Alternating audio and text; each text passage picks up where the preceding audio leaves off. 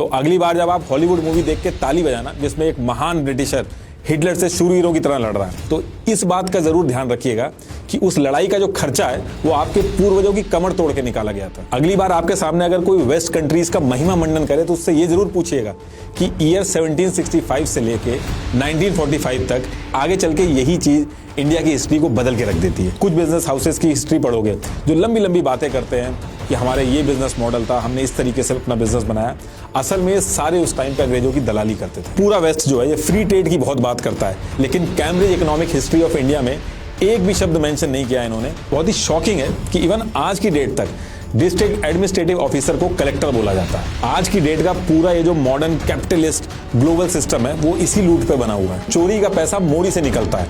Britishers इतना पैसा लूट के ले गए, लेकिन आज की डेट में इनकी इकोनॉमी देखिए, जब भी हम 1947 से पहले की बात करते हैं तो हम कहते हैं कि ब्रिटिशर्स ने इंडिया को कॉलोनाइज किया, गुलाम बना लिया, जबकि एक्चुअल में इंडिया को गुलाम एक प्राइवेट कंपनी ने बनाया था। लेकिन बात यह है कि एक प्राइवेट कंपनी इतने बड़े देश को कैसे गुलाम बना सकती है?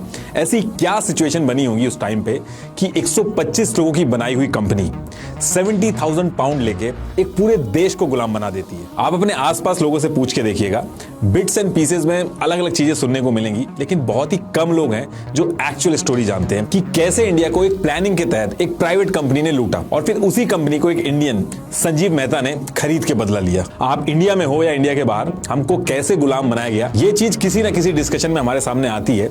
इसलिए इस वीडियो को ऐसा बनाया गया कि कोई छोटा हो या फिर बड़ा हो, एक बार ये पूरी वीडियो देखने के बाद दुनिया के किसी भी कोने में जाके किसी से भी एक रीजनेबल डिस्कशन कर सके।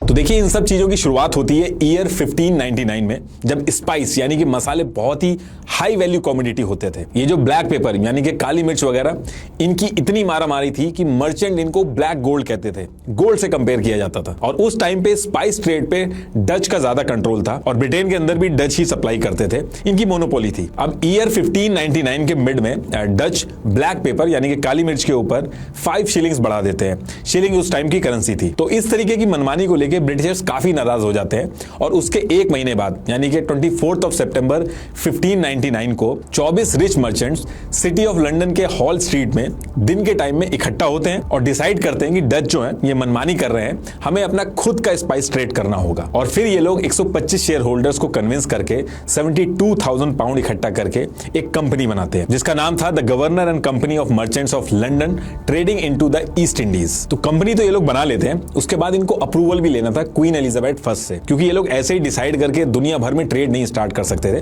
तो इसके 3 महीने बाद यानी कि 31 दिसंबर 1599 को क्वीन एलिजाबेथ फर्स्ट इनको रॉयल चार्टर देती हैं कि आप लोग जाओ और ये सारी चीजें स्टार्ट करो। रॉयल चार्टर का मतलब था कि एक रिटर्न आदेश यानी कि राजकीय आदेश। इस रॉयल चार्टर के अप्रूवल का मतलब था कि अब ईस्ट इंडिया कंपनी जो कि इंग्लैंड के अंदर बनी है, वो दुनिया के अलग अलग जगह जाके स्पाइस और बाकी कमोडिटी सस्ते में खरीद सकती थी और वापस आके यूरोप में बेच सकती थी। एक तरह से ट्रेडिंग का लाइसेंस मिल गया था, जैसे आज की डेट में आप इंपोर्ट और एक्सपोर्ट के लिए लाइसेंस लेते हो, ठीक वैसे ही। ये जो रॉयल चार्टर क्वीन ने दिया था ये 15 साल के लिए दिया था और एक स्पेसिफिक एरिया भी दिया था कि इस पर्टिकुलर एरिया में ही जाके आपको ट्रेड करना है। और वो एरिया था केप ऑफ गुड होप के ईस्ट में और स्ट्रेट्स ऑफ मैगेलन के वेस्ट में। ये है केप ऑफ गुड होप और ये है स्ट्रेट्स ऑफ मैगेलन। ये यहां से लेके पूरा बस बीच का एरिया छोड़ दिया था क्योंकि यहाँ पे पहले से ही ब्रिटेन काफी एक्टिविटी करता था। बेसिकली ईस्ट इंडीज एरिया में करना था, तो इसीलिए आगे चल के इस कंपनी का नाम ईस्ट इंडिया कंपनी पड़ा। अब क्वीन को पहले से ही पता था कि बाकी देश भी ट्रेड कर रहे हैं इन एरिया में, तो ईस्ट इंडिया कंपनी के लिए ऑलरेडी कंपटीशन बहुत ज्यादा होगा। तो क्वीन ने कहा कि इंग्लैंड की तरफ से सिर्फ ईस्ट इंडिया कंपनी होगी जो यहां पे जाके ट्रेड करेगी। इंग्लैंड की तरफ से बाकी कोई और कंपनी जाके वहां पे नहीं करेगी। इन केस अगर वो करती है तो उसका जो सामान है वो जब्त कर लिया जाएगा, क्योंकि ऑलरेडी उन एरियाज में कंपटीशन है और अलग से एक और कंपटीशन अपनी ही कंपनी का करना वो सही डिसीजन नहीं रहेगा। इसलिए क्वीन ने ये फैसला लिया। अब ये जो ईस्ट इंडिया कंपनी थी, जब ये ट्रेड करने उन इलाकों में जाएगी तो इसको दिक्कत ना हो, इसके लिए क्वीन ने इसको जरूरत से ज्यादा ही पावर दे दी थी। जैसे खुद के पैसे छापना, जिस एरिया में जाके लोग ट्रेड करेंगे वहां पे खुद के लॉ बना सकते थे, वहां पे खुद की फॉरेन पॉलिसी रख सकते थे, कोर्ट चला सकते थे, पनिशमेंट दे सकते थे, आर्मी रख सकते थे, ज्यूरिडिक्शन क्लेम कर सकते थे। एग्जाम्पल के तौर पे आप इसको इस तरीके से समझ लीजिए कि एक दिन मुकेश अंबानी मोदी जी के पास जाएं और कहें कि मसालों की बहुत जरूरत है इंडिया को, मसाले बहुत ही महंगे होते जा रहे हैं और ऑस्ट्रेलिया का जो एरिया है वहां पे मसाले बहुत ही अच्छे हैं और सस्ते हैं। तो मैं काम करता हूं कि मैं कुछ लोगों के साथ एक कंपनी बना के वहां पे जाता हूं और ट्रेड स्टार्ट करता हूं। इससे देश का काफी फायदा होगा और आपको कोई पैसा वगैरह नहीं लगाना, आप बस ये जो कंपनी हमने बनाई है इसको अप्रूवल दे दो। अब मोदी जी परमिशन तो दे दें, उसके साथ साथ ये भी कह दें कि ये देश के लिए काफी अच्छा रहेगा, इसलिए उस एरिया में इंडिया से तुम्हारी कंपनी के अलावा कोई और कंपनी नहीं जाएगी, ताकि कंपटीशन आपस में ही ना हो। साथ में मोदी जी ये भी कहते हैं कि वहां पे तुम लोग जब जाओगे तो इतने बड़े लेवल पे ट्रेड करोगे, आपको सामान वगैरह रखना होगा, और उस एरिया में आप जाके अगर ट्रेड वगैरह करोगे तो अपने हिसाब से आप कोर्ट के लॉ वगैरह भी बना सकते हो। इतने ज्यादा लोग एक साथ काम करेंगे, गलतियां होंगी तो पनिशमेंट वगैरह भी आप दे सकते हो, और जरूरत पड़े तो ऑस्ट्रेलिया की जमीन जो है उसको भी यूज कर लेना, और उनकी कंट्री का क्या लॉ कहता है इसके बारे में ज्यादा मत सोचना, जो होगा वो देख लिया जाएगा, बस जाके हमारे इंडिया का फायदा करवाओ। तो कुछ इसी तरीके से बहुत सारी पावर्स ईस्ट इंडिया कंपनी को भी दे दी गई थी। अब ईस्ट इंडिया कंपनी को उस एरिया में जो जाके ट्रेड करना था उसमें पैसा बहुत ज्यादा लगना था और रिस्क बहुत ज्यादा था, और ब्रिटिशर्स उस पर्टिकुलर टाइम पे इतने ज्यादा पैसे वाले नहीं थे, तो उन्होंने काम किया, उन्होंने ईस्ट इंडिया कंपनी को एक जॉइंट स्टॉक कंपनी की तरह बनाया। मतलब कि आपको कंपनी में काम करने की जरूरत नहीं है, आप बस कंपनी में पैसा लगाइए, उसके स्टॉक ले लीजिए, जब कंपनी को प्रॉफिट होगा तो आपको भी प्रॉफिट मिलेगा।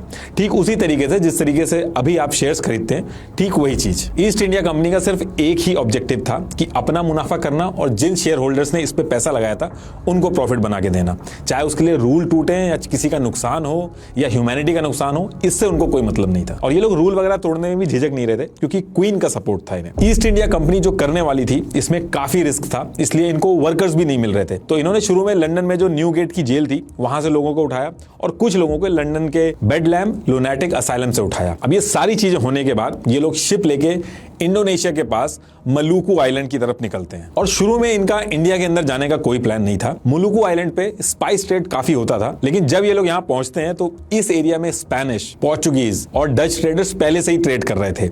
डच ट्रेडर की यूनाइटेड ईस्ट इंडिया कंपनी उस एरिया की बहुत ही बड़ी कंपनी थी, इनकी आर्मी बहुत बड़ी थी, तो ईस्ट इंडिया कंपनी जब यहाँ पहुंचती है तो इनकी दाल गल नहीं पाती है, ऑलरेडी ये लोग काम कर रहे थे और इनको भगा दिया जाता है, और ये लोग वहां से फिर वापस इंग्लैंड आ जाते हैं। अब इसके बाद दोबारा से प्लान बनाते हैं उस एरिया में जाने का, लेकिन इस बार ये ट्राई करते हैं कि इंडिया में जाएंगे। अब इंडिया के अंदर जो पोर्चुगीज थे वो ईयर 1498 से ही ट्रेड कर रहे थे, लेकिन उसके बाद भी डिसाइड करते हैं कि इंडिया के अंदर जाके ये लोग ट्रेड करेंगे। तो ईयर 1608 को विलियम हॉकिंस, जो ईस्ट इंडिया कंपनी के डिप्लोमेट बने थे, उनको एक शिप दे दी जाती है जिसका नाम था हेक्टर, और इस शिप को लेके 24 अगस्त 1608 को ये पहली बार इंडिया के सूरत में पहुंचते हैं। अच्छा, इससे पहले कि मैं स्टोरी आगे कंटिन्यू करूं, इंडिया की क्या सिचुएशन थी उस टाइम पे, थोड़ा सा वो बता देता हूं, फिर कहानी पे वापस आएंगे। उस टाइम पे अगर साम्राज्य की बात करें इंडिया के अंदर, तो मुगल्स का साम्राज्य था, और मुगल्स पीक पे थे, मैक्सिमम जगह पे इंडिया के अंदर मुगल्स का ही रूल था। ये उस टाइम पे इंडिया था, और ये जो ग्रीन वाला पार्ट है ये पूरा मुगल एम्पायर था, मैक्सिमम एरिया पे मुगल्स रूल कर रहे थे, और नीचे जो कुछ एरिया था वहां पे बाकी राजा रूल कर रहे थे। अभी जो पूरा मुगल एम्पायर था, इसको जो हेड करता था उसको बादशाह कहते थे,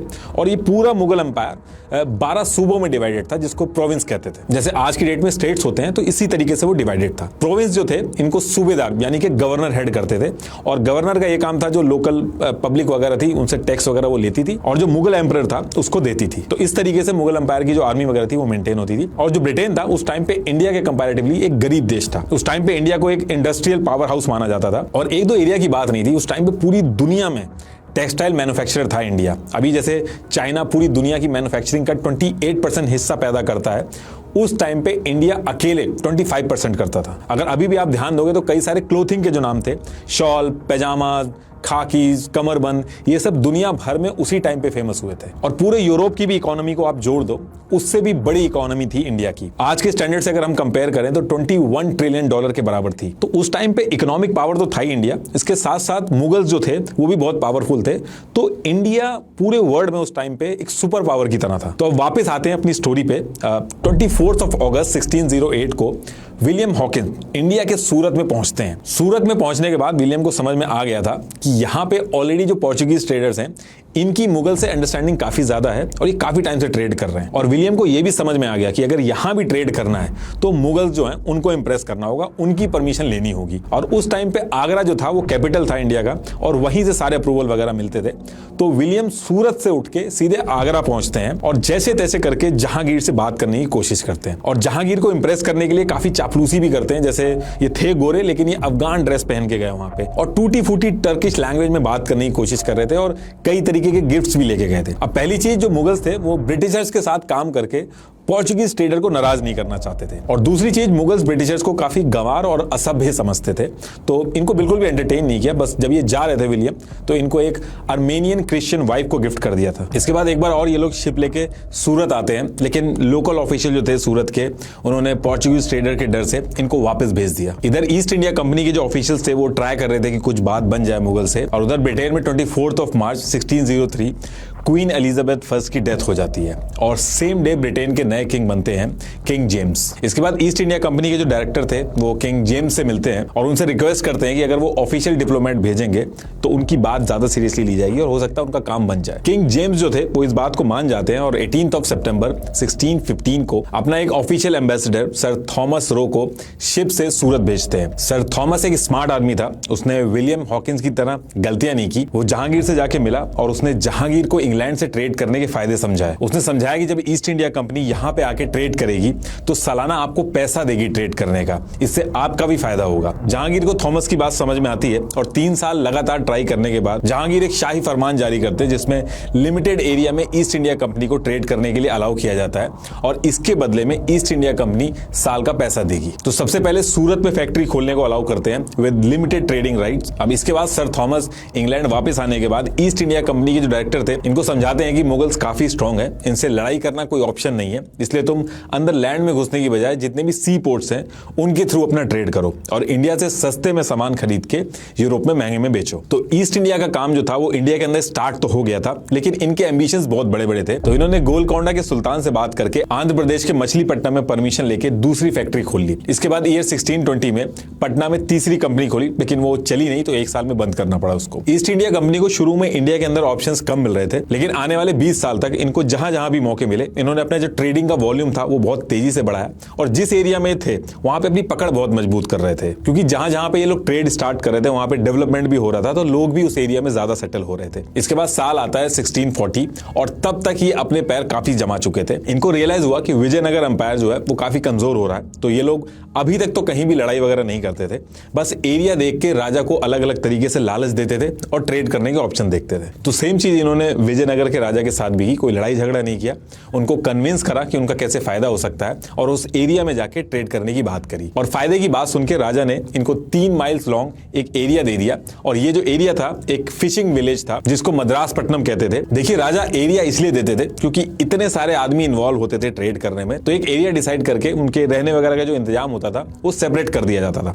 ताकि आम जनता को इशू ना हो। तो जब इनको यहाँ पे एक एरिया मिला तो इन्होंने किले वगैरह भी बना लिए थे और उसके पीछे रीजन ये दिया था कि इतना सामान वगैरह यहाँ पे रहता है तो उसकी सिक्योरिटी के लिए किला बनाना बहुत जरूरी है। और इस एरिया में जो फोर्ट बनाया था उसको ब्रिटिशर्स ने नाम दिया था फोर्ट सेंट जॉर्ज और फिर इसी एरिया में कुछ पार्ट और जुड़ा और आगे चल के इसका नाम मद्रास पड़ा। तो कई सालों तक यहाँ ट्रेड किया इन्होंने। उसके बाद ईयर आता है 1662 और उस टाइम के इंग्लैंड के राजा थे चार्ल्स सेकंड। उन्होंने पोर्चुगीज क्वीन कैथरीन से शादी की, तो दहेज में एक आइलैंड मिलता है इनको इंडिया के अंदर जिसपे पोर्चुगीज का कब्जा था। इस आइलैंड को बुम्बई बोला जाता था, जिसे आज की डेट में हम लोग मुंबई बोलते हैं। और जब ये एरिया ब्रिटेन को दहेज में मिलता है तो ईस्ट इंडिया कंपनी के लिए बड़ा आसान था यहाँ पे ट्रेड करना। तो इस तरीके से बॉम्बे भी ईस्ट इंडिया कंपनी के पास आ जाता है। अब ब्रिटिशर्स जो थे वो ट्रेड करके कमा तो रहे थे, लेकिन सब सी पोर्ट पे ही ट्रेड कर रहे थे क्योंकि मुगल्स इनको घुसने नहीं दे रहे थे सही से। उस पर्टिकुलर टाइम पे बंगाल का जो एरिया था इंडिया के अंदर, उसमें आज के टाइम का ओडिशा, बंगाल, बांग्लादेश और बिहार आता था। ये एरिया उस टाइम पे इंडिया में ही नहीं बल्कि दुनिया भर में सबसे प्रॉस्पेरस इलाकों में आता था। फसल बहुत ही अच्छी पैदा होती थी और ढाका की टेक्सटाइल मैन्युफैक्चरिंग उफान पे थी उस टाइम पे। तो यही रीजन था कि ईस्ट इंडिया कंपनी शुरू से ही बंगाल में ट्रेड करने के सपने देखती थी और आगे चल के यही चीज इंडिया की हिस्ट्री को बदल के रख देती है। तो उस टाइम पे बंगाल सूबे का जो गवर्नर था शाइस्ता खान, जो कि मुगल एम्परर औरंगजेब का मामा था और ईस्ट इंडिया कंपनी को ज्यादा पसंद नहीं करता था, तो स्पेशली इनको मनाने के लिए बंगाल के अंदर अच्छे से ट्रेड कर पाए east India company William hedges को भेजती है और विलियम काफी हद तक कामयाब भी होते हैं इस चीज में और एग्रीमेंट वगैरह करके छोटे लेवल पे ट्रेड भी स्टार्ट हो जाता है ईस्ट इंडिया कंपनी का बंगाल के अंदर। अब होता क्या है कि ईयर 1681 में ईस्ट इंडिया कंपनी का डायरेक्टर चेंज होता है जिसका नाम था जोशिया चाइल्ड। तो ये जोशिया चाइल्ड थोड़ा एरोगेंट था, तो इससे पहले विलियम ने जो एग्रीमेंट वगैरह करे थे, ट्रेड शुरू करवाया था बंगाल के अंदर, उसको ये सही से फॉलो नहीं करता था और इस चीज को लेके बंगाल का जो गवर्नर था तो काफी खुश नहीं था।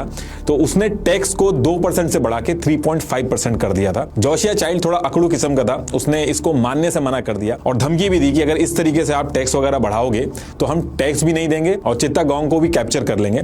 लेकिन जो गवर्नर था वो इनकी सुनता नहीं है और टैक्स अप्लाई कर देता है और ये सारी चीजें ईयर 1686 में चल रही थी और जोशिया इतना ज्यादा गुस्सा हो जाते हैं कि इस चीज को लेके वो अटैक करने की सोचते हैं और लंदन से 19 वॉरशिप, 200 कैनन्स और 600 सोल्जर्स बुला के मुगल्स के ऊपर अटैक कर देते हैं। ये पहली बार हुआ था जब ईस्ट इंडिया कंपनी ने लालच या फिर धोखाधड़ी के अलावा डायरेक्ट वॉर करी थी। लेकिन मुगल्स बहुत ही ज्यादा स्ट्रांग थे, उन्होंने ईस्ट इंडिया कंपनी को बुरी तरीके से हरा दिया और इनके जो लोग काम करते थे उनको सूरत और ढाका में कैदी बना दिया था। और जो इनकी फैक्ट्रीज थी हुगली, पटना, कासिम बाजार, मसूलीपट्टनम और विशाखापट्टनम में, इन सारी फैक्ट्रीज को अपने कब्जे में कर लिया और सूरत की फैक्ट्री को बंद कर दिया और बॉम्बे में ये जो ट्रेड कर रहे थे उस पर कब्जा कर लिया। और ये वो टाइम था जब ईस्ट इंडिया कंपनी को समझ में आ गया था कि उन्होंने बहुत ही भारी गलती कर दी है। इतने सालों की मेहनत उनकी सब पानी में चली गई थी। लेकिन बहुत शातिर थे, इन्होंने ईगो नहीं दिखाया बल्कि माफी मांगना चालू किया, यहां तक कि पैरों तक में पड़ गए। कई सालों तक माफी मांगी। ये उस टाइम की फ्रेंच पेंटिंग बनी थी जिसमें औरंगजेब से माफी मांग रहे हैं। अब मुगल्स को भी जो ट्रेड से टैक्स का पैसा आता था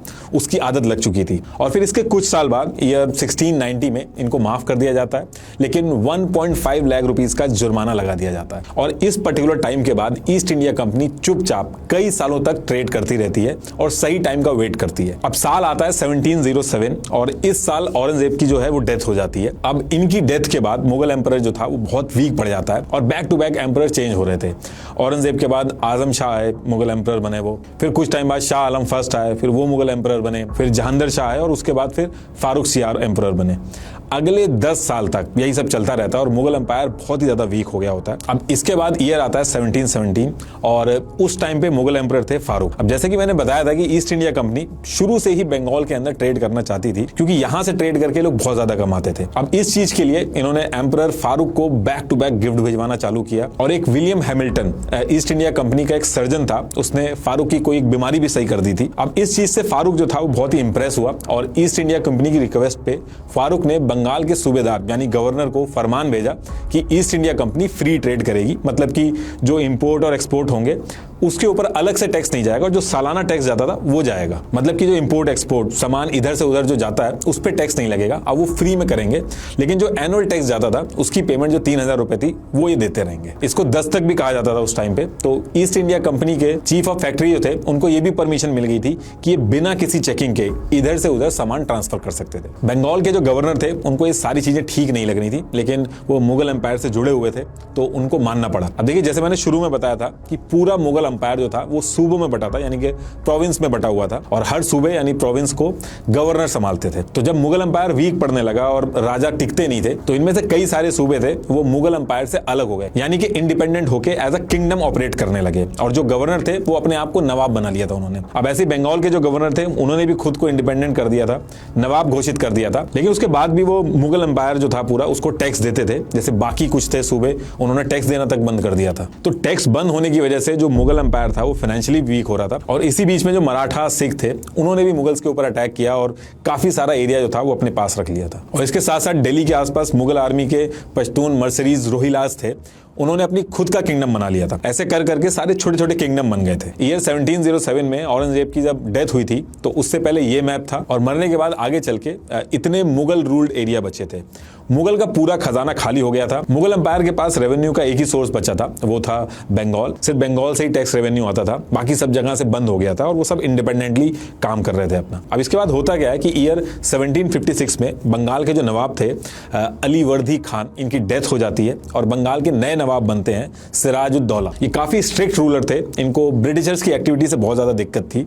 इनकी मेन 3 दिक्कतें थी। पहली तो ये थी कि जो ईस्ट इंडिया कंपनी है ये बंगाल के अंदर अपने मन मुताबिक ट्रेड के नाम पे जगह जगह पे किले बना रही थी। दूसरी दिक्कत ये थी कि मुगल एम्परर को ईस्ट इंडिया कंपनी खुश कर करके गिफ्ट पहुंचा के पॉलिसीज का गलत यूज कर रही थी। और तीसरी दिक्कत ये थी कि जो पूरा बंगाल एम्पायर था उसके अंदर जो ऑफिशियल्स थे जिनको सिराज भगा देते थे या फिर जो बागी हो जाते थे उनको ईस्ट इंडिया कंपनी अपने पास रख लेती थी। अब इन सब चीजों को लेकर सिराज ने ईस्ट इंडिया कंपनी को कई बार समझाया, लेकिन ईस्ट इंडिया कंपनी नहीं मानती है। तो एक दिन सिराज क्या करते हैं कि 30,000 सोल्जर्स की आर्मी को लेके ईस्ट इंडिया कंपनी की जो फैक्ट्री थी कैलकाटा के अंदर उस पर कब्जा कर लेते हैं और उनके जो वर्कर थे उनको एक काल कोठरी जहां पे अंधेरा था बिल्कुल वहां पे बंद कर देते हैं और नेक्स्ट डे उनकी डेथ हो जाती है। और इसके साथ साथ ये जो फोर्ट्स वगैरह बनाए थे ब्रिटिशर्स ने उनको ये सब अपने कंट्रोल में ले लेते हैं। अब बंगाल जो था वो ईस्ट इंडिया कंपनी शुरू से अपने कंट्रोल में रखना चाहती थी और सिराज ने जो झटका ईस्ट इंडिया कंपनी को दिया था वो पहली बार ईस्ट इंडिया कंपनी को मिला था। इससे पहले ईस्ट इंडिया कंपनी कभी लालच देके, कभी चापलूसी करके, कुछ गिफ्ट भिजवा के पैसे का यूज करके अपना काम निकाल लेती थी। लेकिन यहाँ पे पहली बार ऐसा हुआ था जब ईस्ट इंडिया कंपनी को डायरेक्ट लड़ाई में उतरना पड़ा। तो साउथ में जो ईस्ट इंडिया कंपनी जहां पे बसी हुई थी, वहां से रॉबर्ट क्लाइव जो थे उनको भेजती है कि ये जो सिराज ने किया है इसको वहां पे जाके आप सही करके आओ, क्योंकि ये बहुत ही मुनाफे वाली जगह है, तो इसको हम छोड़ नहीं सकते। और यहाँ पे भी ईस्ट इंडिया कंपनी ने डायरेक्ट लड़ाई करने की बजाय काफी पॉलिटिक्स खेली। मीर जाफर जो सिराज के आर्मी कमांडर थे, वो खुद राजा बनना चाहते थे। दूसरी चीज, वहां पे एक जगह सेट करके एक आदमी था, वो बहुत ही रिच था, वो लोन वगैरह देता था, तो जिसको डर था कि सिराज शायद उस पर हमला कर देगा। तो इन दोनों से रॉबर्ट क्लाइव मिलते हैं और दोनों से मिलकर लालच वगैरह देके अपनी तरफ कर लेते हैं। जैसे मीर जाफर को कहा कि ये लड़ाई खत्म होने के बाद उनको राजा बना दिया जाएगा, और जगत सेठ जो थे वो इस पूरी लड़ाई में जितना भी पैसा लग रहा था वो सारी फंडिंग जगत सेठ कर रहे थे। अब इसके बाद डेट आती है 23 जून 1757 और वॉर शुरू होती है। पूरी लड़ाई में सिराज के कमांडर मीर जाफर बैकफुट पे थे, और एक दिन लड़ाई के टाइम पे ही बारिश हो जाती है। ब्रिटिशर्स तो अपने वेपन्स को कवर कर लेते हैं, लेकिन सिराज के वेपन जो थे वो भीग जाते हैं, जिसकी वजह से वो काम नहीं करते हैं। और यही मौका देख के मीर जाफर जो थे वो फौज को पीछे खींच लेते हैं और ईस्ट इंडिया कंपनी जीत जाती है। और अपने वादे के हिसाब से मीर जाफर को ईस्ट इंडिया कंपनी नवाब बना देती है बंगाल का। अब देखिए, लेकिन मीर जाफर को नवाब इसलिए नहीं बनाया था क्योंकि ईस्ट इंडिया कंपनी अपने वादे की बहुत पक्की थी, क्योंकि वादे तो उन्होंने हजारों बार तोड़े थे। ये चीज वो इसलिए करते थे क्योंकि ईस्ट इंडिया कंपनी की एक पॉलिसी थी कि कहीं पे भी खुद रूल नहीं करते थे, बल्कि अपना एक पपेट राजा बना के बैठा देते थे, और उस पपेट राजा के थ्रू ये लोग अपने ट्रेड की पॉलिसीज वगैरह चेंज कराते थे, और जितना भी रेवेन्यू सिस्टम रहता था वो सब ले लेते थे। कुल मिलाकर सारी रिसोर्सेज और पैसे पे इनका कंट्रोल रहता था, और लोगों को संभालने के लिए ये लोग राजा रख देते थे। क्योंकि अगर ये खुद राज करते थे, उनको पूरे राज्य का एडमिनिस्ट्रेशन संभालना पड़ता, जिसमें बिल्कुल भी इंटरेस्टेड नहीं थे। आज इसने चोरी कर दी, कल को उसने इसको मार दिया। और वैसे भी अगर रातों रात कोई गोरा अगर राजा बन के बैठ जाएगा तो ये भी हो सकता है जो वहां की लोकल जनता है वो रिवॉल्ट भी कर सकती है। तो इन सारी चीजों से बचने के लिए हमेशा ये लोग अपना पपेट राजा बैठाते थे, खुद रूल नहीं करते थे। ब्रिटिशर्स अपना सारा पैसा और फोकस उस पर्टिकुलर एरिया का जो रिसोर्सेज थे और जो पैसा था और जो टैक्स था उसको लूट के अपनी तरफ लाने में रखते थे। लूट ये जो वर्ड है जो अभी आप डिक्शनरी में पढ़ते हो, ये उसी टाइम पे इजाद हुआ था ब्रिटिशर्स की वजह से। अब इसके बाद ईस्ट इंडिया कंपनी ने बंगाल पे फाइन लगाया 3 करोड़। अभी के हिसाब से आप देखोगे तो 3000 करोड़ के करीब होगा। ईस्ट इंडिया कंपनी जहां भी लड़ाई करती थी या फिर लड़ाई में इन्वॉल्व होती थी तो उस पर फाइन लगाती थी। उनका यह कहना था कि तुम्हारी बेवकूफ़ी की वजह से लड़ाई करनी पड़ी है और इस लड़ाई में हमारा इतना खर्चा हुआ है, तो ये जो पैसा है ये आपको देना पड़ेगा। ये सारा पैसा एक खजाने से या फिर टैक्स रेवेन्यू सिस्टम जो होता था उसमें से निकालते थे। ईस्ट इंडिया कंपनी कई तरीके से एग्रीमेंट करवाती थी और एग्रीमेंट ना पूरा होने पर टैक्स के ऊपर पूरा कंट्रोल ले लेती थी। इस पूरी लड़ाई को बैटल ऑफ प्लासी कहा जाता है, और इस लड़ाई के बाद ब्रिटिशर्स को समझ में आ गया था कि असली कमाई तभी हो पाती है जब पॉलिटिकल कंट्रोल होता है। क्योंकि जब इनके पास पॉलिटिकल कंट्रोल आया तो पूरा का पूरा टैक्स इनके पास आ रहा था, और जिस तरीके से ट्रेड करना चाहते थे उस तरीके से कर रहे थे। तो इसके बाद ब्रिटिशर्स ने पैसे वगैरह देके लोकल लोगों को भी अपनी आर्मी में रखा और इंग्लैंड से और आर्मी भी मंगवाई, और पैसा इनके पास जरूरत से ज्यादा हो गया था, तो जहां पे जरूरत पड़ती थी वहां पे राजा वगैरह को पैसे देके अपनी तरफ कर लेते थे। बैटल ऑफ प्लासी के बाद ये सारा जो एरिया था ये ब्रिटिशर्स के कंट्रोल में आ गया था। अब इसके बाद ईयर आता है 1764, और उस टाइम पे जो ब्रिटिशर्स ने बंगाल का नवाब बना के रखा था उनके ऊपर भी आम जनता से बहुत प्रेशर आने लगा था, क्योंकि ईस्ट इंडिया कंपनी बहुत ज्यादा पैसे और रिसोर्सेज ले रही थी बंगाल का,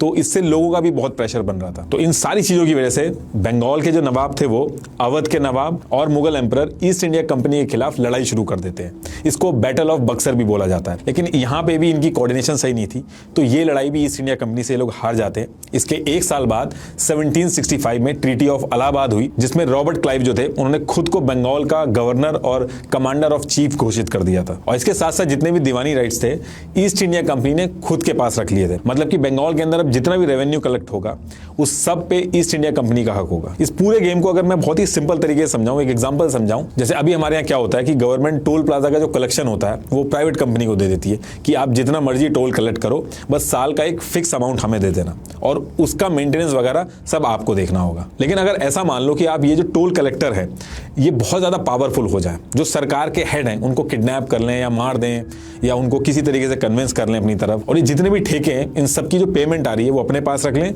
और गवर्नमेंट को कुछ भी देना बंद कर दें, और उसके बाद मन चाहा टोल कलेक्ट करने लगे, और फिर सड़क बनवाना हो उसको रिपेयर करवाना हो उसके लिए मना कर दें और लोगों को बोलें कि ये तो सरकार का काम है। ऐसा ही ईस्ट इंडिया कंपनी भी कर रही थी। इन्होंने बिहार, उड़ीसा और बंगाल से इतना ज्यादा टैक्स कलेक्ट किया कि कुछ बचा ही नहीं। ईयर 1770 में बिहार और बंगाल में अकाल पड़ गया था।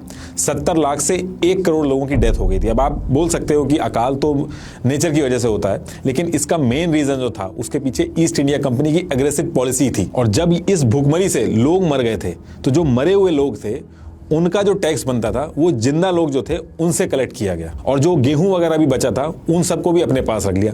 लोग भूखमरी से मरे उस एरिया में। बंगाल जो था वो इतना प्रॉस्पेरस रीजन था, इन्होंने लूट लूट के वहां पे भूखमरी फैला दी थी, और लूटने के बाद ये सारा पैसा जो ईस्ट इंडिया कंपनी थी आराम से ब्रिटेन में पहुंचा देती थी और खुद और स्ट्रॉन्ग डे बाय डे होती जा रही थी। बैटल ऑफ बक्सर के बाद ये सब एरिया ब्रिटिश के कंट्रोल में आ गया था। नॉर्थ इंडिया में पूरी तरीके से ब्रिटिशर्स का कब्जा हो चुका था, लेकिन इनकी ग्रीड जो थी वो खत्म नहीं हो रही थी।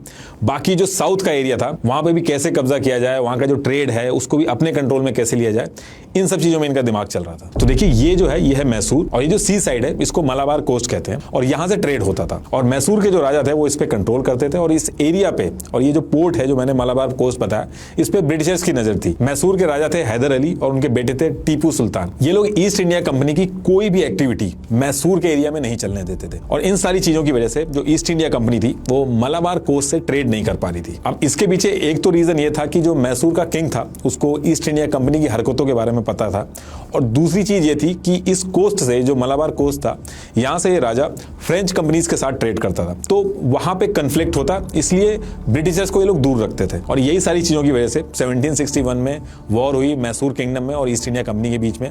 इसमें हैदर अली ने ईस्ट इंडिया कंपनी को बुरी तरीके से हरा दिया।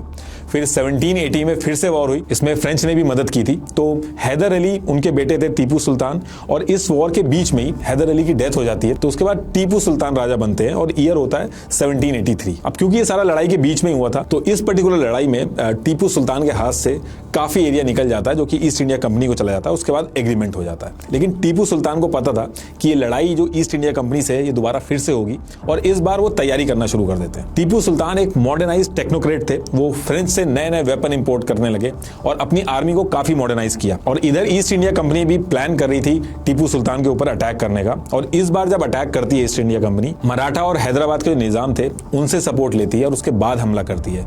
मैसूर किंगडम की जो सबसे बड़ी सिटी थी उस पर कब्जा कर लेती है, और टीपू सुल्तान के जो दोनों बच्चे थे उनको अपने पास रख लेती है। और उसके बाद ईस्ट इंडिया कंपनी कहती है कि जब तक टीपू सुल्तान आधा साम्राज्य ईस्ट इंडिया कंपनी को नहीं दे देंगे, और ये जो बार बार इनको लड़ाई करनी पड़ रही है, इसका जो फाइन है 3 करोड़ रुपए, यानी कि आज के हिसाब से 3,500 करोड़ होगा, इतना फाइन अगर नहीं दे देती है तब तक बच्चों को वो नहीं छोड़ेंगे। लेकिन टीपू सुल्तान इन सारी बातों में से कोई सी भी बात नहीं मानते हैं, और मदद वगैरह के लिए कई जगह पे बात भी करते हैं अपने आसपास के किंगडम में, लेकिन बात नहीं बनती है। और इसके बाद east India company final attack करती है और उनकी डेथ हो जाती है। ईस्ट इंडिया कंपनी ने टीपू सुल्तान के खजाने से लगभग 2 मिलियन यूरो, आज की डेट का अगर हम हिसाब लगाएं तो 1800 करोड़ का गोल्ड होगा, ये लिया था। ज्वेलरी, बाकी वैल्यूएबल आइटम लूटे। इसके बाद ईयर 1803 में ईस्ट इंडिया कंपनी ने मुगल कैपिटल दिल्ली पे भी कब्जा कर लिया, और तब तक मुगल सल्तनत एकदम खत्म भी हो चुका था। बादशाह के पास अब कोई इनकम नहीं बची थी, क्योंकि पूरा रेवेन्यू जो था वो ईस्ट इंडिया कंपनी के पास जाता था। और दिल्ली पे भी अपना कंट्रोल लेने के बाद मराठा, जिनकी मदद लेके ईस्ट इंडिया कंपनी ने टीपू सुल्तान को हराया था, उनके ऊपर भी अटैक कर देती है, और मल्टीपल वॉर होती है मराठा किंगडम और ईस्ट इंडिया कंपनी के बीच में, और finally east India company Maratha kingdom पे भी कब्जा कर लेती है। इसके बाद आगे चल के सिख एम्पायर पे भी कब्जा कर लेती है, कई सारी लड़ाई यहाँ पे भी होती है। ईयर 1847 में ईस्ट इंडिया कंपनी ने डॉक्ट्रिन ऑफ लैप्स इंट्रोड्यूस किया कि इस डॉक्ट्रिन के मुताबिक अगर कोई इंडियन रूलर की डेथ हो जाती है तो वो ऑटोमेटिकली ईस्ट इंडिया कंपनी के कंट्रोल में आ जाएगा, अगर उसका कोई मेल वारिस नहीं है तो। और इस रूल की वजह से उदयपुर, झांसी और अवध जैसे किंगडम जो थे वो भी कंपनी के कंट्रोल में आ गए थे, और ऐसे कर करके ईस्ट इंडिया कंपनी ने पूरे इंडिया पे कंट्रोल ले लिया था। और ऐसा भी नहीं था कि ईस्ट इंडिया कंपनी ने सिर्फ इंडिया में ही गड़बड़ करी थी, ये लोग अपने देश ब्रिटेन में भी गड़बड़ कर रहे थे। ईस्ट इंडिया कंपनी के पास इतना ज्यादा पैसा आ गया था कि इन्होंने ब्रिटिश पार्लियामेंट के अंदर भी काफी नजदीकियां बढ़ाई। रॉबर्ट क्लाइव जैसे लोगों ने इंडिया से पैसा लूट लूट के ब्रिटिश का जो पार्लियामेंट था वहां की सीटें और वहां के एमपीज दोनों को खरीदना शुरू किया, और पैसा खिला खिला के इन्होंने गवर्नमेंट के साथ मिलकर कई सारे प्रोजेक्ट अपने हिसाब से चलवाए। लेकिन धीरे धीरे ब्रिटिश गवर्नमेंट को भी ये चीज समझ में आने लगी, और कुछ टाइम के बाद कंपनी के ऊपर पार्लियामेंट्री इन्वेस्टिगेशन बैठ जाती है, और कंपनी के ऊपर इनसाइडर ट्रेडिंग और ब्राइबरी के केस लगते हैं, और इस कंपनी को हटा दिया जाता है। अब इसके बाद ईयर 1858 में British government of India act लेके आती है, जिसके बाद इंडिया जो था, जिसको ईस्ट इंडिया कंपनी इधर उधर तरीके से ट्रेड कर रही थी, इंडिया को ब्रिटिश एम्पायर का पार्ट बना देती है। अब इस एक्ट के आने के बाद ईस्ट इंडिया कंपनी की जो पावर थी उनको खत्म कर दिया गया। अब डायरेक्टली जो ब्रिटिश गवर्नमेंट थी वो इंडिया को कंट्रोल कर रही थी, और ब्रिटिश क्राउन ने इंडिया के पूरे एडमिनिस्ट्रेशन को टेक ओवर कर लिया। और इससे पहले ईस्ट इंडिया कंपनी की जितनी भी टेरिटरी थी, रेवेन्यू, पोजेशन सब कुछ ब्रिटिश क्राउन के अंडर में आ गया था। देखिए, अगर शॉर्ट में समझाऊं तो ईस्ट इंडिया कंपनी ने एक प्लान तरीके से डाका डाला था। इन्होंने जितनी भी जीत हासिल करी सब धोखेबाजी, रिश्वत और फर्जी डॉक्यूमेंट्स बना के करी। जिनके साथ भी अलायंस किया इन्होंने, उनको खुद ही बाद में जाके मारा। पहले ईस्ट इंडिया कंपनी आई, जब पूरा प्लेटफॉर्म तैयार हो गया तो ईस्ट इंडिया कंपनी को हटा दिया गया और ब्रिटिश गवर्नमेंट पिक्चर में आ जाती है और वो फिर इंडिया के ऊपर कंट्रोल करती है। इंडियन इकोनॉमिस्ट उस्ताद पटनायक की एनालिसिस के हिसाब से ईस्ट इंडिया कंपनी और उसके बाद ब्रिटिश सरकार ने इंडिया की वेल्थ से $45 ट्रिलियन लगभग 200 साल में लूटा। अगर इसको आज के कॉन्टेक्स्ट में देखा जाए तो ब्रिटेन की अब की जीडीपी जो है वो $3 ट्रिलियन की है। ईस्ट इंडिया कंपनी और बाद में ब्रिटिश गवर्नमेंट ने इंडिया की वेल्थ को तो लूटा ही, साथ में इंडिया की जो फॉरेन एक्सपोर्ट अर्निंग आती थी उनको भी लंदन भेजना चालू कर दिया था। अब इन सारी वजह से इंडिया के पास मशीनरी, कोई टेक्नोलॉजी इंपोर्ट करनी हो, इन सब के लिए ₹1 भी नहीं बचा था। इंडिया अपने आप को मॉडर्नाइज ही नहीं कर पाया। ब्रिटिशर्स ने बहुत ही भारी लूट मचाई इंडिया के अंदर। ये अपने आप में बहुत ही शॉकिंग है कि इवन आज की डेट तक डिस्ट्रिक्ट एडमिनिस्ट्रेटिव ऑफिसर को कलेक्टर बोला जाता है। ये ब्रिटिशर्स के टाइम पे कलेक्टर वर्ड यूज होता था, जिन्होंने टैक्स लेके भुखमरी पे लाके खड़ा कर दिया था। ईस्ट इंडिया कंपनी ने खुली लूट की, लेकिन एक बहुत ही प्रोफेशनल तरीके से। पहले इन्होंने आम जनता का टैक्स बढ़ा के 3 गुना कर दिया, फिर उनके ही टैक्स के पैसे से उनका ही सामान खरीदा और फिर आगे चल के ब्रिटेन में एक्सपोर्ट कर दिया। मतलब कि इतने सालों में ईस्ट इंडिया कंपनी ने जो भी इंग्लैंड में भेजा वो सब फ्री में भेजा, हमसे पैसे लेके हमसे ही खरीदा और फिर उसको उठा के अपने देश भेज दिया। अब एक आम किसान और आम जनता इस चीज को समझ ना पाए उस टाइम पे, इसलिए इन्होंने 2 डिपार्टमेंट बनाए थे। टैक्स कलेक्ट करने के लिए अलग से ऑफिस था, अलग डिपार्टमेंट था, और एक आम जनता से और किसान से सामान खरीदने के लिए अलग डिपार्टमेंट था, वो इनसे सामान खरीदता था ताकि ये सारी चीजें एथिकल लगे। आज भी अगर आप देखोगे तो इसको अलग अलग बिजनेस मॉडल से रिलेट करके इसको समझाने की कोशिश करते हैं, लेकिन असल बात यह है कि ये खुली लूट चल रही थी इंडिया के रिसोर्सेज की। सिर्फ कुछ ही इंडियंस थे जिनको फायदा हुआ, वो बस वही इंडियंस थे जिन्होंने इनकी लूट में दलाली की और इनके सामने झुक गए। इवन आज की डेट में अगर आप कुछ बिजनेस हाउसेस की हिस्ट्री पढ़ोगे जो लंबी लंबी बातें करते हैं कि हमारे ये बिजनेस मॉडल था, हमने इस तरीके से अपना बिजनेस बनाया, असल में सारे उस टाइम पे अंग्रेजों की दलाली करते थे। आज की डेट का पूरा ये जो मॉडर्न कैपिटलिस्ट ग्लोबल सिस्टम है वो इसी लूट पे बना हुआ है। इंडिया से पैसा लूट लूट के ब्रिटेन ने नॉर्थ अमेरिका और यूरोप में इन्वेस्ट किया, वहां पे रेलवेज, रोड, फैक्ट्रीज बनवाई। कॉलोनियलिज्म के टाइम पे जितनी भी वॉर ब्रिटेन ने लड़ी, चाहे वो फर्स्ट वर्ल्ड वॉर हो, चाहे वो सेकंड वर्ल्ड वॉर हो, इन सब का खर्चा उन्होंने इंडिया के ऊपर डाल दिया और फिर उसको कर्ज दिखा के सालों तक यहां से रेवेन्यू और इंटरेस्ट लेता रहा। तो अगली बार जब आप हॉलीवुड मूवी देख के ताली बजाना जिसमें एक महान ब्रिटिशर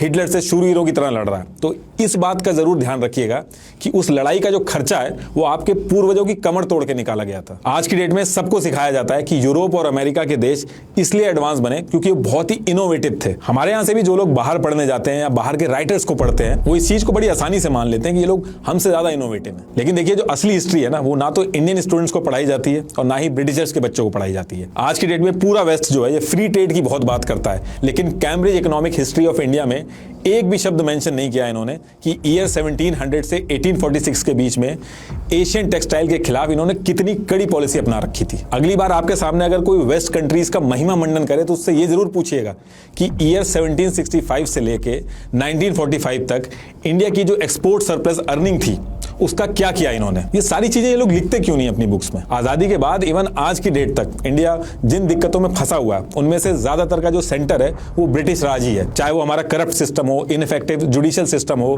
पुलिस का अत्याचार हो या फिर रिलीजन का इशू हो। एक कहावत है कि चोरी का पैसा मोरी से निकलता है। ब्रिटिशर्स इतना पैसा लूट के ले गए, लेकिन आज की डेट में इनकी इकोनॉमी फटेहाल हो गई है। वहीं इंडिया इतना पैसा लुटवाने के बाद भी दोबारा से ट्रैक पे आ रहा है। और रही बात ईस्ट इंडिया कंपनी की, तो आज की डेट में एक इंडियन संजीव मेहता ने इसको खरीद लिया है और आज की डेट में ये कंपनी लग्जरी टी, कॉफी वगैरह ये सब बनाती है।